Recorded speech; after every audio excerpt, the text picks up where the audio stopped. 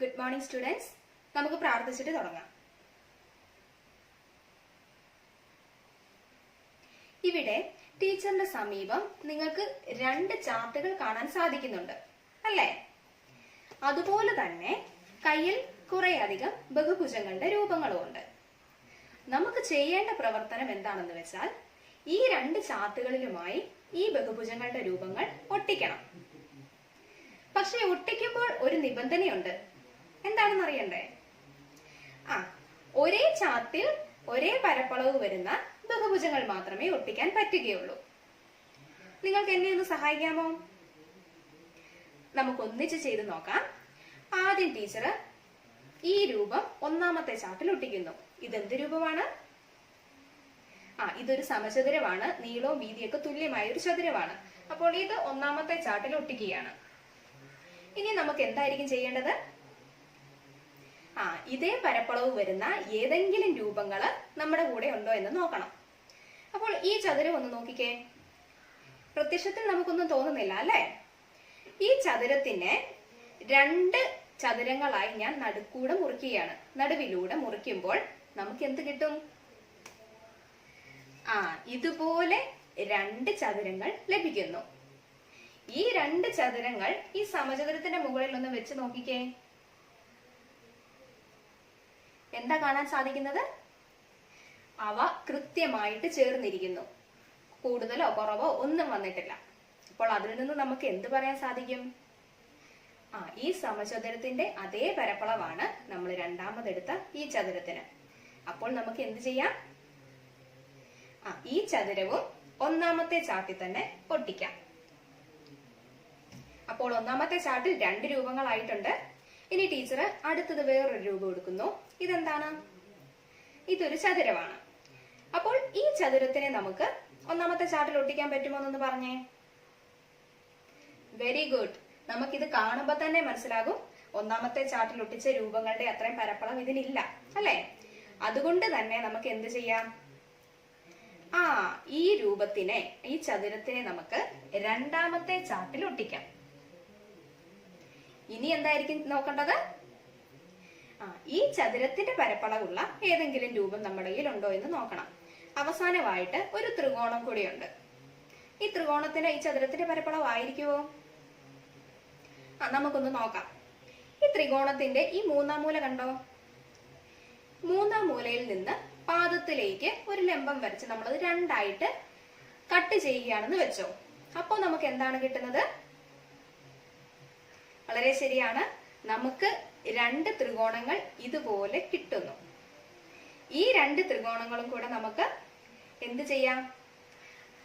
ഈ ചതുരത്തിന്റെ മുകളിലൊന്ന് ചേർത്ത് വെച്ച് നോക്കാം. ഇങ്ങനെ ചേർത്ത് വെക്കുമ്പോൾ എന്ത് കാണാൻ സാധിക്കുന്നു? അതെ, ഇത് കൃത്യമായിട്ട് ആ ചതുരത്തിനോട് ചേർന്നിരിക്കുന്നു. കൂടുതലോ കുറവോ ഒന്നും വന്നിട്ടില്ല. അപ്പോൾ അതിൽ നിന്ന് നമുക്ക് എന്ത് പറയാം? നമ്മൾ ആദ്യം ഒട്ടിച്ച ആ ചതുരത്തിന്റെ അതേ പരപ്പളവ് തന്നെയാണ് നമ്മൾ ഇപ്പോ എടുത്ത ഈ ത്രികോണത്തിനും. അതുകൊണ്ട് നമുക്ക് എന്ത് ചെയ്യാം? ഈ ത്രികോണത്തിനെ രണ്ടാമത്തെ ചാർട്ടിലായിട്ട് ഒട്ടിക്കാൻ സാധിക്കുന്നു. അപ്പോൾ നമ്മൾ 2 ചാർട്ടുകളും മൊത്തത്തിൽ ഒട്ടിച്ചു കഴിഞ്ഞു.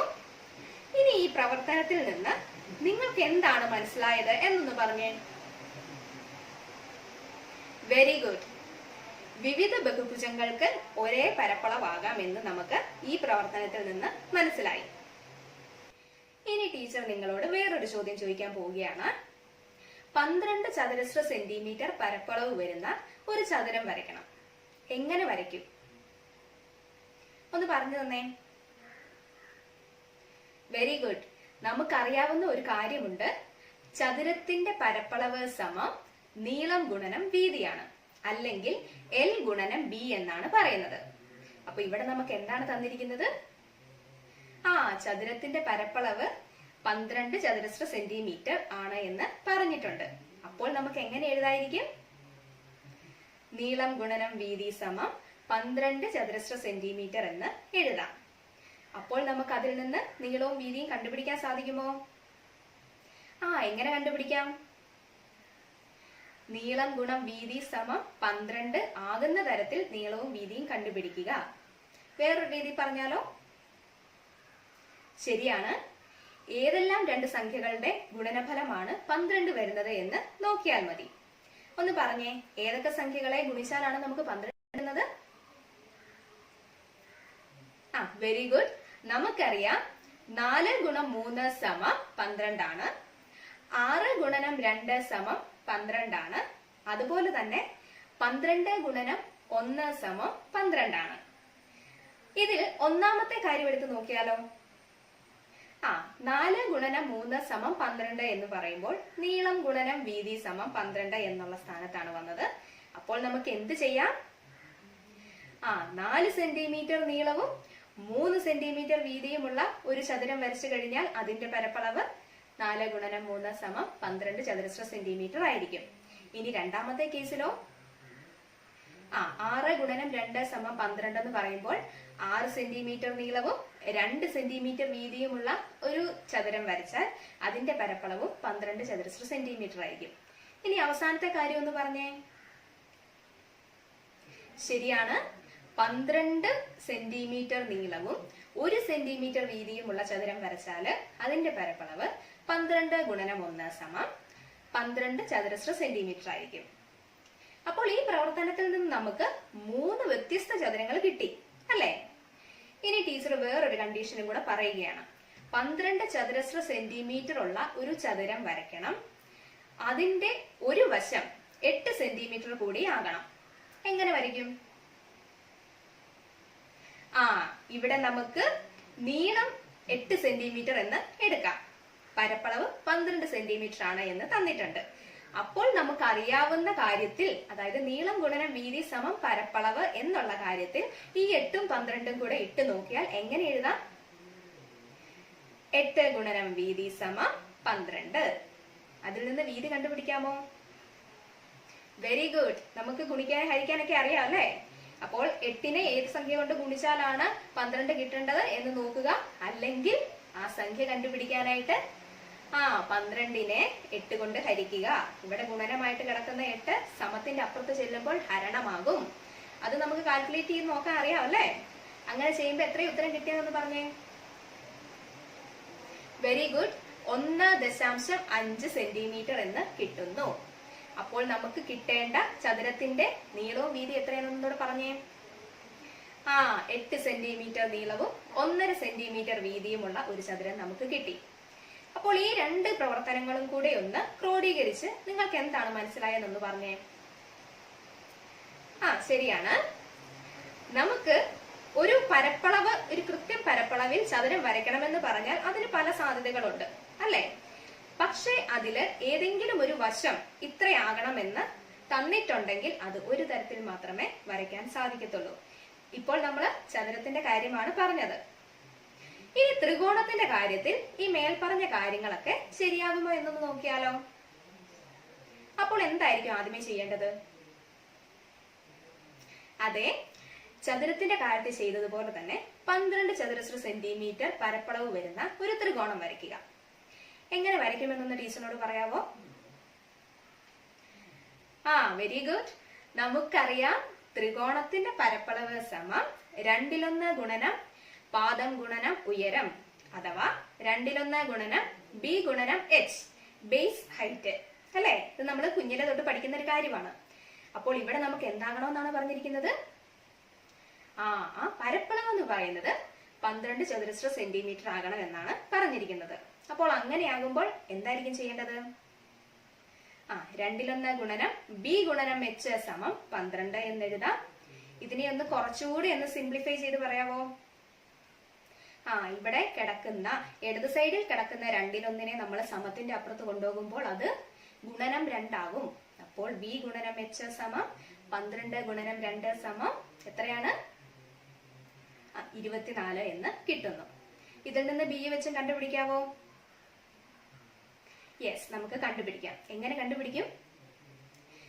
ഏതൊക്കെ സംഖ്യകളുടെ ഗുണനഫലമാണ് 24 കിട്ടുന്നതെന്ന് നമുക്കൊന്ന് നോക്കിയാൽ മതി.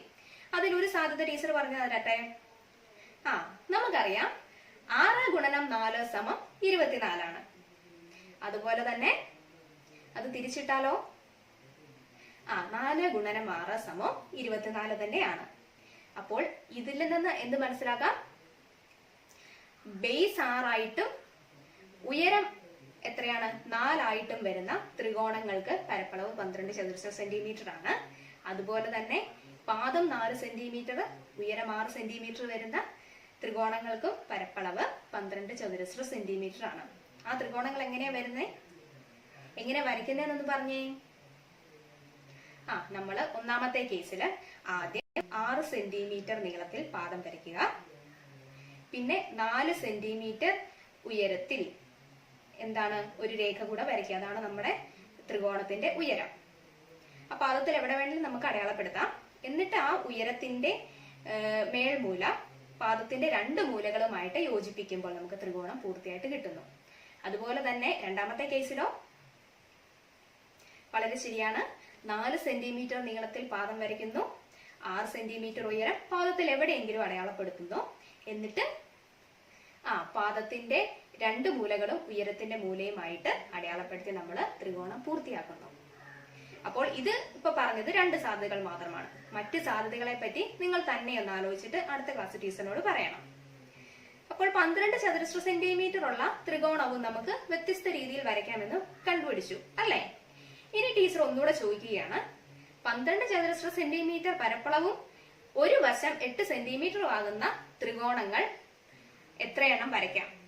അല്ലെങ്കിൽ അങ്ങനെയുള്ള ത്രികോണങ്ങൾ വരയ്ക്കുക. എങ്ങനെ വരയ്ക്കും? നമുക്കറിയാം, ത്രികോണത്തിന് 3 വശങ്ങളാണുള്ളത്. ഒന്ന് പാദം, പിന്നെ അല്ലാണ്ട് 2 വശങ്ങളും ഉണ്ട് അല്ലേ? നമ്മൾ സാധാരണ ത്രികോണം വരച്ച് തുടങ്ങുന്നത് എവിടുന്നാണ്? പാദത്തിൽ നിന്നാണ് തുടങ്ങുന്നത്. അപ്പോൾ നമുക്ക് എളുപ്പത്തിനായിട്ട് ഇവിടെ തന്നിരിക്കുന്ന വശം, അതായത് 8 സെന്റിമീറ്റർ എന്നുള്ളത് ഏതായിട്ട് എടുക്കാം? വെരി ഗുഡ്, പാദമായിട്ട് എടുക്കാം. അങ്ങനെ എടുത്തു കഴിഞ്ഞാൽ പിന്നെ നമുക്ക് കണ്ടുപിടിക്കേണ്ട ഒരു കാര്യമേ ഉള്ളൂ. അതെന്താണ്? ഉയരം കണ്ടുപിടിക്കണം. അതെങ്ങനെ നിങ്ങൾക്ക് മനസ്സിലായതെന്നും കൂടെ ഒന്ന് പറഞ്ഞേ. നമുക്കറിയാം, 2/1 ഗുണനം പാദം ഗുണനം ഉയരം സമം ആണ് ത്രികോണത്തിന്റെ പരപ്പളവ്. അപ്പോൾ 2/1 ഗുണനം 8 ഗുണനം h സമം 12 എന്ന് എഴുതാം. ഇവിടെ കിടക്കുന്ന 2/1 സമത്തിന്റെ അപ്പുറത്ത് ചെല്ലുമ്പോൾ എങ്ങനെയാകും? ഗുണനം 2 എന്നാകും. അപ്പോൾ 8 ഗുണനം h സമം 12 ഗുണനം 2 സമം 24 എന്ന് ആകുന്നു. ഇനി ഇതിൽ നിന്ന് h കണ്ടുപിടിക്കത്തില്ലേ? എങ്ങനെ കണ്ടുപിടിക്കുമെന്ന് കൂടെ എന്ന് പറഞ്ഞേ. 8നെ ഏത് സംഖ്യ കൊണ്ട് ഗുണിക്കുമ്പോഴാണ് നമുക്ക് 24 കിട്ടുന്നത് എന്ന് നോക്കിയാൽ മതി. 8നെ ഏത് സംഖ്യ കൊണ്ട് ഗുണിക്കുമ്പോഴാണ് 24 കിട്ടുന്നത്? Very good. 8നെ 3 കൊണ്ട് ഗുണിക്കുമ്പോഴാണ് നമുക്ക് 24 കിട്ടുന്നത്. അപ്പോൾ ഇവിടെ നിന്ന് എന്ത് മനസ്സിലാക്കാം? h സമം 24 ഭാഗം 8 സമം അല്ലെങ്കിൽ 3 എന്ന് നമുക്ക് കൃത്യമായിട്ട് എഴുതാം. അപ്പോൾ ഉയരം എത്രയായിട്ട് കിട്ടി? 3 സെന്റിമീറ്റർ ആയിട്ട് നമുക്ക് ഉയരം കിട്ടി. ഇനി ഇതെങ്ങനെ ത്രികോണം വരയ്ക്കാം എന്നായിരുന്നു നമ്മുടെ ചോദ്യം. പാദവും ഉയരവും കിട്ടിക്കഴിഞ്ഞാൽ പിന്നെ വരയ്ക്കാം അല്ലേ? എങ്ങനെയായിരിക്കും വരയ്ക്കുന്നേ? ആദ്യം 8 സെന്റിമീറ്റർ പാദം വരയ്ക്കുന്നു. അത് കഴിഞ്ഞ് ടീച്ചർ ആദ്യമേ ഈ പാദത്തിന്റെ ആദ്യത്തെ അറ്റത്ത് നിന്ന് കുറച്ച് ദൂരെയായിട്ട് ഉയരം അടയാളപ്പെടുത്തുന്നു. എത്രയാണ് ഉയരം? 3 സെന്റിമീറ്റർ. എന്നിട്ട് ആ മൂലകളെല്ലാം യോജിപ്പിച്ച് ത്രികോണം പൂർത്തിയാക്കുന്നു. ഇനി രണ്ടാമത് വേറൊരു സാധ്യത പറയട്ടെ. 8 സെന്റിമീറ്റർ നീളത്തിൽ ഒരു പാദം വരയ്ക്കുന്നു. പാദത്തിന്റെ ഏകദേശം മധ്യഭാഗത്ത് ആ ഉയരം 3 സെന്റിമീറ്റർ അടയാളപ്പെടുത്തുന്നു. എന്നിട്ട് ആ വശങ്ങൾ എല്ലാം യോജിപ്പിച്ച്, ആ മൂലകളെല്ലാം യോജിപ്പിച്ച് ത്രികോണത്തിന്റെ വശങ്ങൾ കിട്ടുന്നു. അങ്ങനെ ത്രികോണം നമുക്ക് നിർമ്മിക്കാം. അത് ഇനി മൂന്നാമത്തെ കാര്യത്തില് പാദം 8 സെന്റിമീറ്റർ വരയ്ക്കുന്നു. അത് കഴിഞ്ഞിട്ട് പാദത്തിന്റെ രണ്ടാമത്തെ അറ്റത്തിൽ നിന്ന് കുറച്ച് മാറി ഉയരം 3 സെന്റിമീറ്റർ അടയാളപ്പെടുത്തുന്നു. എന്നിട്ട് ഈ മൂലകളെല്ലാം തമ്മിൽ യോജിപ്പിച്ച് ത്രികോണം പൂർത്തിയാക്കുന്നു. അങ്ങനെയാകുമ്പോഴും നമുക്ക് 3 വ്യത്യസ്ത ത്രികോണങ്ങളാണ് കിട്ടിയത്. കാരണം എന്താണ്? 3 ത്രികോണങ്ങളുടെയും വശങ്ങൾ വ്യത്യാസമുണ്ട്. ഒന്ന് അളന്നു നോക്കിയാൽ നമുക്ക് മനസ്സിലാകും. അപ്പോൾ നമുക്ക് ഒരേ പരപ്പളവും ഒരേ പാദവുമുള്ള വ്യത്യസ്തമായ 3 ത്രികോണങ്ങൾ കിട്ടി. ഇനി ടീച്ചർ ഈ 3 ത്രികോണങ്ങളും കൂടെ ഒന്നിച്ചൊന്ന് ആക്കി കാണിക്കാൻ പോവുകയാണ്. അതിന്റെ പ്രത്യേകതകൾ എന്താണെന്ന് നിങ്ങളൊന്ന് പറയണം. ഇവിടെ നമുക്ക് കാണാമല്ലോ, ത്രികോണം 3 എണ്ണം കൂടെ ഒന്നിച്ച് വെച്ചിരിക്കുകയാണ്. പ്രത്യേകതകൾ എന്തൊക്കെയാണ്? പാദം 8 സെന്റിമീറ്റർ ആണ്, പരപ്പളവ് 12 ചതുരശ്ര സെന്റിമീറ്റർ ആണ്, പിന്നെ ത്രികോണത്തിന്റെ എല്ലാം ഉയരവും 3 സെന്റിമീറ്റർ ആണ്. അതിനെ വേറൊരു രീതി പറഞ്ഞാൽ എങ്ങനെ പറയാം? Very good. ത്രികോണത്തിന്റെ 3-ാം മൂല പാദത്തിൽ നിന്ന് 3 സെന്റിമീറ്റർ ഉയരത്തിലാണ്. ഒന്നുകൂടെ പറഞ്ഞാലോ? ത്രികോണത്തിന്റെ എല്ലാം 3-ാം മൂല പാദത്തിൽ നിന്ന് 3 സെന്റിമീറ്റർ ഉയരത്തിലുള്ള പാദത്തിന് സമാന്തരമായ ഒരു വരയിലാണ് എന്ന് വേണമെങ്കിലും പറയാം, അല്ലേ? ഇനിയിപ്പോ ഇവിടെ പരപ്പളവും പാദവും ഒക്കെ മാറിയാലും ഇതിനെന്തെങ്കിലും വ്യത്യാസം വരുമോ? വരത്തില്ല, അല്ലെ? പാദവും പരപ്പളവും തുല്യമാണെങ്കിൽ ഉയരം നമുക്ക് എപ്പോഴും തുല്യമായിട്ടേ കിട്ടുകയുള്ളൂ ത്രികോണങ്ങളുടെ എല്ലാം. അപ്പോൾ അതുകൊണ്ട് തന്നെ നമ്മൾ ഈ ത്രികോണങ്ങൾ വരയ്ക്കുമ്പോൾ പാദത്തിന് സമാന്തരമായിട്ട് ഒരു വരയിൽ തന്നെ മേൽമൂലകൾ കിട്ടത്തുള്ളൂ. ഇനി ഈ കാര്യങ്ങളെല്ലാം കൂടി ഒന്നിച്ച് ആലോചിച്ചിട്ട് നമുക്കൊരു പൊതുതത്വം രൂപീകരിക്കാമോ എന്നൊന്ന് പറഞ്ഞേ. Very good. ഒരേ പാദവും പരപ്പളവുമുള്ള ത്രികോണങ്ങളുടെ എല്ലാം 3-ാം മൂല പാദത്തിന് സമാന്തരമായ ഒരു വരയിലാണ്. അത്രയല്ലേ നമ്മൾ കണ്ടുപിടിച്ചത്? ഇനി അതിനെ വേറൊരു രീതിയിൽ ഒന്ന് ചിന്തിച്ചു നോക്കിക്കേ. നമ്മൾ ആദ്യമേ പറഞ്ഞതുപോലെ വേറൊരു രീതിയിൽ പറഞ്ഞു കഴിഞ്ഞാൽ, മറിച്ച് ഒരേ പാദവും 3-ാം മൂലകളെല്ലാം പാദത്തിന് സമാന്തരമായ ഒരു വരയിലുമായ ത്രികോണങ്ങൾക്കെല്ലാം ഒരേ പരപ്പളവാണ്. മനസ്സിലായില്ലേ പറഞ്ഞത്? അപ്പോൾ ഇത് വളരെ ഇമ്പോർട്ടന്റ് ആയിട്ടുള്ള ഒരു പൊതുതത്വമാണ്. എല്ലാവരും ഓർത്തു വെക്കണം. നമുക്കിനി പ്രവർത്തനങ്ങളൊക്കെ ചെയ്യാനായിട്ടുള്ളതാണ്.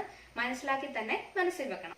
നമ്മൾ ഇപ്പോൾ പഠിച്ച പൊതുതത്വം ഉപയോഗിച്ച് ഈ ചോദ്യത്തിന്റെ ഉത്തരം കണ്ടുപിടിക്കാൻ നോക്കാം. വശങ്ങളുടെ നീളം 4, 5, 6 സെന്റിമീറ്റർ ആയി ഒരു ത്രികോണം വരയ്ക്കുക. ഇനി താഴത്തെ വശം അതുതന്നെയായി ഇതേ പരപ്പളവിലുള്ള ഒരു സമപാർശ്വ ത്രികോണം വരയ്ക്കുക. ഇവിടെ തന്നിരിക്കുന്നത് ഒരു സമപാർശ്വ ത്രികോണമാണോ? അല്ല, കാരണം സമപാർശ്വ ത്രികോണങ്ങളുടെ 2 വശങ്ങൾ തുല്യമായിരിക്കും. അപ്പോൾ ഇതൊരു സമപാർശ്വ ത്രികോണമല്ല. അതുകൊണ്ട് തന്നെ നമ്മൾ പുതിയ ഒരെണ്ണം വരയ്ക്കേണ്ടതായിട്ട് വരുന്നു. ഈ തന്നിരിക്കുന്ന കാര്യങ്ങളൊക്കെ ഉപയോഗിച്ച് എങ്ങനെ ചെയ്യാമെന്നൊന്ന് ചിന്തിച്ച് പറഞ്ഞേ. Very good. താഴത്തെ വശം അത് തന്നെയാകണം എന്ന് പറഞ്ഞത് കൊണ്ട് നമുക്ക് കിട്ടേണ്ട ത്രികോണത്തിന്റെ മേൽമൂല മാത്രം കണ്ടുപിടിച്ചാൽ മതി. അത് കണ്ടുപിടിക്കാൻ നമ്മളെ സഹായിക്കുന്നതാണ് കഴിഞ്ഞ പൊതുതത്വം. അതനുസരിച്ച് എന്താണ്? ഇവിടെ പാദവും പരപ്പളവും തുല്യമായതുകൊണ്ട് തന്നെ ത്രികോണത്തിന്റെ മേൽമൂല പാദത്തിന് സമാന്തരമായിട്ടുള്ള ഒരു വരയിലായിരിക്കും. വേറൊരു കാര്യം കൂടെ തന്നിട്ടുണ്ടല്ലോ. നമുക്ക് വരയ്ക്കേണ്ടത് ഒരു സമപാർശ്വ ത്രികോണമാണ്. സമപാർശ്വ ത്രികോണത്തിന്റെ പ്രത്യേകത എന്താണ്? ശരിയാണ്, നമ്മൾ 8ാം ക്ലാസ്സിൽ പഠിച്ചിട്ടുണ്ട്. സമപാർശ്വ ത്രികോണത്തിന്റെ 3-ാം മൂല പാദത്തിന്റെ ലംബ സമഭാജിയിലായിരിക്കും. അപ്പോൾ പാദത്തിന്റെ ലംബ സമഭാജിയും കൂടെ കണ്ടുപിടിച്ചാൽ നമുക്ക് ആവശ്യമുള്ള ത്രികോണം എളുപ്പമെന്ന് വരയ്ക്കാൻ സാധിക്കുന്നു. ലംബ സമഭാജി എന്ന് പറഞ്ഞാൽ എന്തായിരുന്നു? പാദത്തിന്റെ മധ്യബിന്ദുവിൽ കൂടി അതിനെ പെർപെൻഡിക്കുലർ ആയിട്ട് അല്ലെങ്കിൽ ലംബമായിട്ട് കട്ട് ചെയ്തു പോകുന്ന വരെയാണ് ലംബ സമഭാജി എന്ന് പറയുന്നത്. അപ്പൊ നമുക്ക് വരച്ചു നോക്കിയാലോ.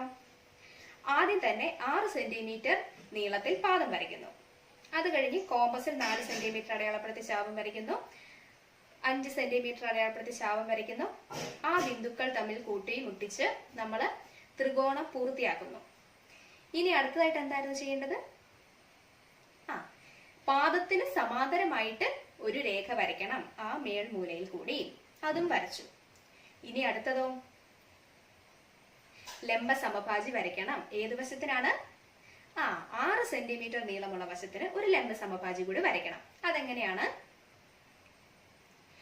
ലംബ സമഭാജി വരയ്ക്കണമെങ്കിൽ നമ്മൾ ഏത് വശത്തിനാണോ വരയ്ക്കുന്നത് അതിന്റെ പകുതിയിലധികം നീളം കോമ്പസിൽ അളന്നിട്ട് 2 അറ്റത്തിൽ നിന്നും ചാപം വരയ്ക്കുക. എന്നിട്ട് ഈ ചാപങ്ങൾ കൂട്ടിമുട്ടുന്ന 2 ബിന്ദുക്കൾ ഉണ്ടല്ലോ, അവ രണ്ടും കൂടി യോജിപ്പിച്ച് ഒരു രേഖ വരയ്ക്കുക. അതായിരിക്കും നമുക്ക് ആവശ്യമായിട്ടുള്ള ലംബ സമഭാജി. ഇനി എല്ലാം കൂടി ഒന്ന് ചേർത്തേ. നമുക്ക് ആവശ്യമുള്ള 3-ാം മൂല നമുക്ക് കിട്ടിയിട്ടുണ്ട്. അത് ഏതാണ്? പാദത്തിന് സമാന്തരമായിട്ടുള്ള വരയും 6 വശത്തുള്ള നീളത്തിന്റെ ലംബ സമഭാജിയും തമ്മിൽ കൂട്ടിമുട്ടുന്ന നമുക്ക് ആവശ്യമായിട്ടുള്ള സമപാർശ്വ ത്രികോണത്തിന്റെ 3-ാം മൂല. അപ്പോൾ ആ മൂല പാദത്തിന്റെ 2 അറ്റവുമായി യോജിപ്പിച്ച് നമുക്ക് ത്രികോണം പൂർത്തിയാക്കാൻ സാധിക്കുന്നു. ഇത് 6 വശം 6 സെന്റിമീറ്റർ നീളമുള്ള വശം പാദമായിട്ട് എടുത്തപ്പോഴാണ് ഇങ്ങനെ എടുത്തത്. ഇനി 5 സെന്റിമീറ്റർ ഉള്ള വശം എടുത്താൽ എങ്ങനെ വരും? ഇതുപോലെ വരുന്നു. അതുപോലെ തന്നെ 4 സെന്റിമീറ്റർ നീളമുള്ള വശം എടുത്താലോ? അതുപോലെ വരുന്നു.